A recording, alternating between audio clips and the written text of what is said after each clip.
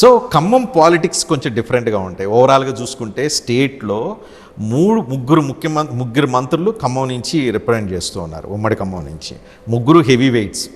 So భారం పెరగలేదా ఖమ్మం మీద? దేనికి భారం అంటే తుమ్మల నాగేశ్వరరావు, పొంగులేటి శ్రీనివాసరెడ్డి, బట్టి విక్రమార్క వీళ్ళు ముగ్గురు కూడా బాధ్యతతో జిల్లా అభివృద్ధి కోసం పనిచేస్తూ ఉన్నారు. జిల్లాకి మంచిదే కదా,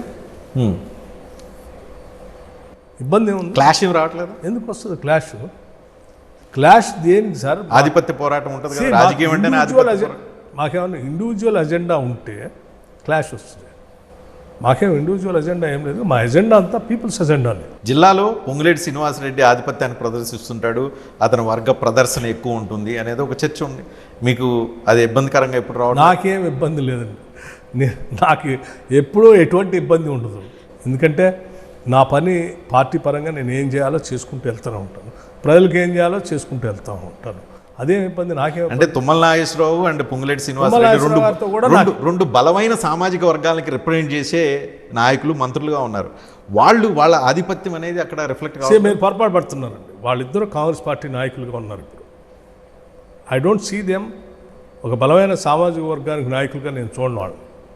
వాళ్ళిద్దరినీ కాంగ్రెస్ పార్టీ నాయకులుగానే చూస్తాను నేను.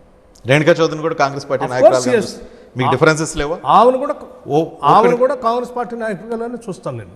బట్ మీరు ఓపెన్గా ఆమెను కూడా కాంగ్రెస్ పార్టీ నాయకులుగా చూడకపోతే, నేను శాసనసభ్యుడిగా ఆమె రాజ్యసభ కావడానికి ఓటేసినటువంటి వ్యక్తినే కదా, యునానిమస్గా ఇచ్చాము.